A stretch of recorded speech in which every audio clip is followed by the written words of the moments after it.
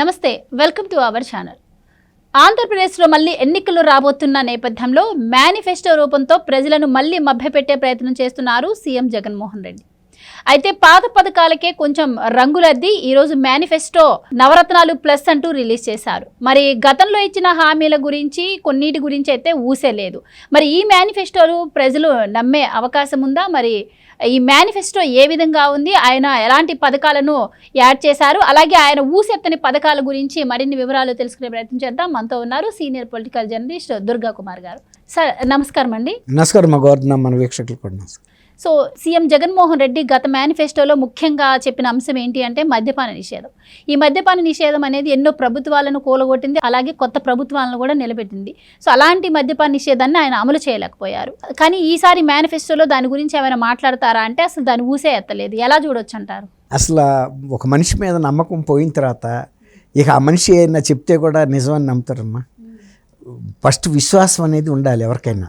ఆయన గత ఎన్నికల్లో ఎన్ని హామీలు ఇచ్చాడో, అది ఎన్ని హామీలు అమలు చేశాడో జనం చూశారు. ప్రత్యక్ష సాక్షులు వాళ్ళు రుచి చూసిన తర్వాత అది ఉప్పగా ఉందని వాళ్ళకి తెలిసిపోయిన తర్వాత లేదు మళ్ళీ స్వీట్ తెచ్చానని చెప్తే ఆ స్వీట్ ఎవరన్నా నోట్లో పెట్టుకుంటారా? గతంలో నువ్వు చెప్పినవి అన్నీ కూడా నమ్మేశారు. నమ్మటానికి అవకాశం ఉంది. ఎందుకంటే నువ్వు అప్పటిదాకా అధికారంలో లేవు. నువ్వు చంద్రుడిని తీసుకొస్తానంటే నమ్మారు, సూర్యుడిని తీసుకొస్తానన్నా నమ్మారు, నువ్వు ఆకాశానికి నిచ్చెన లేస్తానన్నా నమ్మారు. కానీ ఆ ఫలితం అసలు నువ్వు ఆ ప్రయత్నం కూడా చేయలే. నువ్వు చేయకపోగా ఇది అసాధ్యం అని నీకు తెలిసి అసలు ఆ వైపు నువ్వు చూడలేక నీకు ఎందుకు అధికారంలోకి వచ్చావో తనకే తెలియని పరిస్థితి. ఒక లక్ష్యం లేదు. అసలు ఎన్నికలు 151 సీట్లు ఇచ్చినందుకు కనీసం నువ్వు ప్రజల పట్ల కనీస ఆదరణతో పరిపాలిస్తే కూడా నువ్వు పథకాలు ఇవ్వకపోయినా కూడా వాళ్ళు సంతోషించేవాళ్ళు. కానీ నీకున్న పోలీసు బలగాన్ని, అధికారంలోకి ఉన్న బలాన్ని ఒక అభాగ్యుల మీద ఎవరైతే నీకు ఓట్లు వేశారో వాళ్ళ మీదే ప్రయోగించినట్టుగా ఉంది. సపోజ్ ఒక మంత్రదండం ఒక ఆయన మనకిచ్చాడు, మనని అభిమానించి ఆ మంత్రదండం ఇచ్చిన ఆయన్ని నువ్వు కుక్క అయిపో అని కనుక చెప్పిస్తే ఏమవుతుందో ఆ పరిస్థితికి వచ్చింది. ఈయన చేతికి అందిన మంత్రదండాన్ని పూర్తిగా దుర్వినియోగం చేశాడు. ఏ ప్రజలైతే ఆ మంత్రదండం నువ్వు చేతిలో పెట్టుకుని మా అందరి జీవితాలు పండించు, మంచి మంచి కోరికలు కోరు, మాకు అవన్నీ దక్కుతాయి నీ చేతిలో ఉండి ఈ మంత్రదండంతో 151 సీట్లు ఇచ్చారు. ఆయన కేంద్రం మీద ఒత్తిడి తీసుకురావచ్చు, ఆయన శాసించవచ్చు. తర్వాత లోక్సభ సీట్లు కూడా 22 సీట్లు ఇచ్చారు. అట్లాంటిది అవేమీ ఉపయోగించకుండా ఆయన ప్రజల నాశనం అయిపోండి అని శాపించినట్టుగా ఆ మంత్రదండాన్ని ప్రజల మీదే ఉపయోగించాడు. కొట్టడానికి ఉపయోగించాడు, శాపాలు పెట్టడానికి ఉపయోగించాడు. ప్రజావేదిక లాంటి ఒక వ్యవస్థ ఎవరో ఏర్పాటు చేసి వెళ్తే అది కూడా కూల్చేసారాక నిద్ర పట్ల. మరి నెక్స్ట్ డేనే పవర్ వచ్చింది. మరి అంటే ఏదో టెస్ట్ చేసుకుంటారు చూడండి, ఎవరికన్నా మంత్రదండం ఇస్తే ఇది నిజంగా పనిచేస్తుందా లేదా అని. అట్లా పని చేయటానికి నాకు మంత్రదండం ఇచ్చినాడు మసి అయిపోవాలన్నట్టు అది నిజంగానే అయిపోయాడు. మంత్రదండంలో అంత పవర్ ఉంది. అది ఆ రోజున ఆయన ఒక ముఖ్యమంత్రిగా డిస్ట్రక్షన్కి ఆదేశం ఇస్తే ప్రభుత్వం దాన్ని అమలు చేసింది. ప్రజలు ఎవరైనా వెళ్ళి అక్కడికి వెళ్తే పోలీసులు లాఠీలు చార్జ్ చేసి కాల్ చేస్తామని భయపెట్టి పంపించేశారు. ప్రజావేదిక కూలుస్తున్నప్పుడు ప్రజలు స్పందిస్తారు కదా, అది ప్రజలకు సంబంధించి. ఒక రాష్ట్రంలో ఒక ప్రభుత్వం అధికారం చేపట్టాలి అంటే ముఖ్యంగా 4 కాళ్ళలాగా ఇటు మహిళలు కావచ్చు, అటు నిరుద్యోగులు, అలాగే ప్రభుత్వ ఉద్యోగులు, ఇలా అన్ని వర్గాల ప్రజలు కావాలమ్మా. ఇప్పుడు మహిళలకు ఇచ్చిన మద్యపాన నిషేధంలో ఫెయిల్ అయిపోయారు. 50% మహిళలు ఉన్నారు కదా ఓటర్స్లో. ఇప్పుడు 50% కోల్పోయినట్టేనా? పని నువ్వు అన్న దాని మీదే మాట్లాడదామమ్మా, మద్యపానం నిషేధం మీదే. సరే, ఒక 20% మద్యం తాగేవాళ్ళు ఉంటారు కదా, వాళ్ళల్లో నువ్వు వాళ్ళకి ఇస్తున్న మద్యం ఎంత లో క్వాలిటీ మద్యం ఇస్తున్నావు, ఎంత పెద్ద రేట్లకి ఇస్తున్నావు. దాంతో ఆ మద్యం తాగే వాళ్ళందరూ కూడా వ్యతిరేకమే కదా. అంతకుముందు వాళ్ళు బ్రాండెడ్ మద్యం తాగారు, తక్కువ రేటుకి తాగారు. ఇవాళ నువ్వు ఇస్తున్న పిచ్చి మద్యం వాళ్ళని ఆరోగ్యాలు ఖరాబ్ చేస్తుంది, ఆర్థిక పరిస్థితిని దెబ్బతీస్తుంది.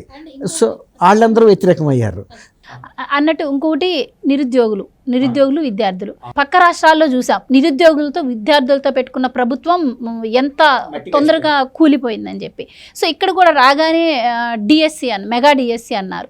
5 సంవత్సరాలు అవుతున్నా కూడా ఇంతవరకు డిఎస్సి ఊసే ఎత్తలేదు. ఇప్పుడన్నా మాట్లాడతారు అనుకుంటే ఓ పక్కన వాళ్ళ చెల్లెలు షర్మిల అడుగుతూనే ఉంది, 4 సంవత్సరాలు 4 సంక్రాంతులు వెళ్ళిపోయినాయి అన్న డిఎస్సి ఏది మెగా డిఎస్సి అని. అదేంటి ఇంకోటి అంత కదా, మెగా డిఎస్సి ఇవ్వలేదు నువ్వు, మోసం.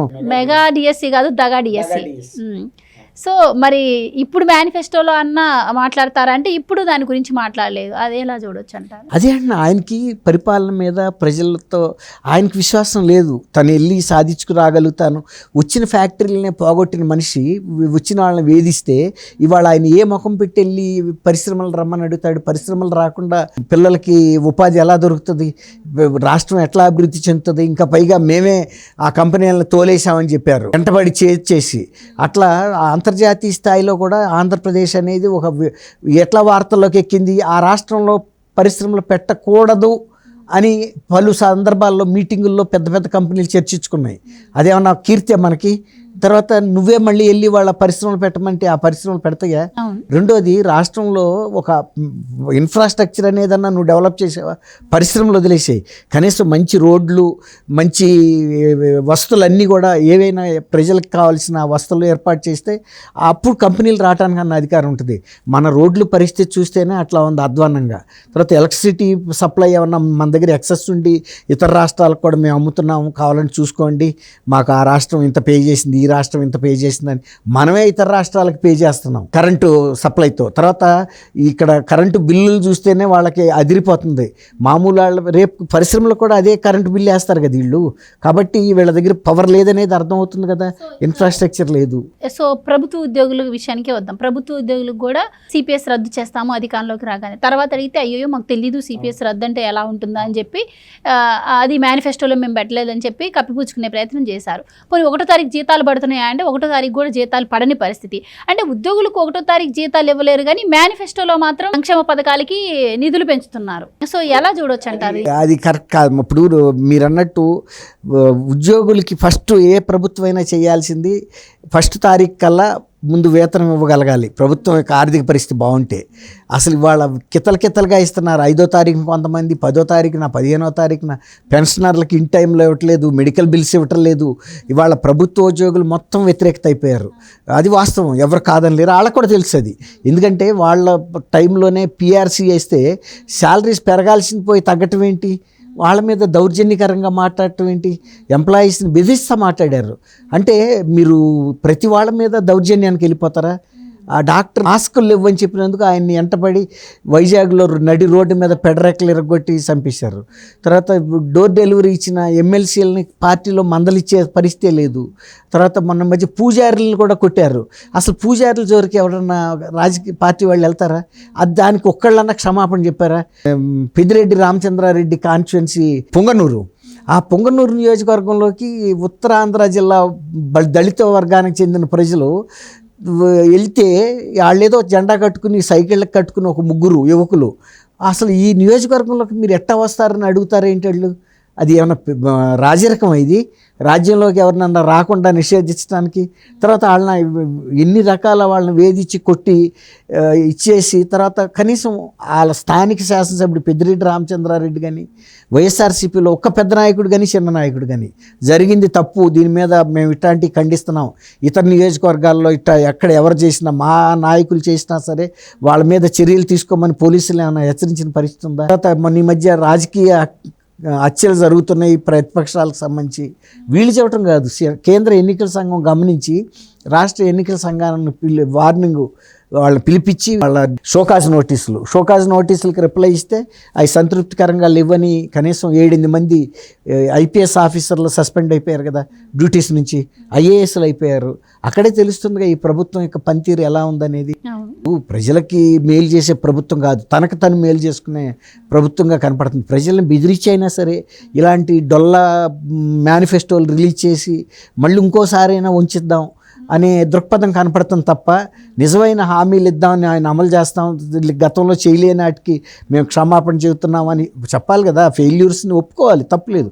ప్రజల ముందు కదా నువ్వు ఒప్పుకునేది, ప్రజలే కదా రేపు నిర్ణయించాల్సింది. నువ్వు మనసులో ఒకటి పెట్టుకుని ఇట్లా వచ్చి మళ్ళీ నా బాబాయిని చంపారని ఇప్పుడు ఎవరి మీదో నిందలేస్తున్నావు. నీ కుటుంబంలో వాళ్ళకి నువ్వు క్లీన్ సర్టిఫికేట్ ఇస్తున్నావు. ఎవరు చంపారో చెప్పు, అందరికీ తెలుసు అంటున్నావు. కడప జిల్లాలో ప్రతి వ్యక్తికి తెలుసు. నిజమే, మరి నువ్వు కూడా కడప జిల్లాలో ప్రముఖుడు కదా, మీదే కదా ఫస్ట్ ఫ్యామిలీ. అందులో ఆ ఫ్యామిలీలో నువ్వు లీడ్ పర్సన్వి, నువ్వు ముఖ్యమంత్రివి. చెప్పు ఎవరు చేశారో చెప్పి రాయించాల పేర్లు. ఈయన పేరు తీసేయించి అవినాష్ రెడ్డి పేరు, ఆయనకి చేతిలో పవర్ ఉంది కదా ఇవాళ. ఎనిమిదో ముద్దాయిగా అతను కాదు, మా ఇంట్లో పిచ్చి రాజకీయాలు చేసి అతన్ని ఎక్కించారు ఈ దీంట్లో కేసులోకి.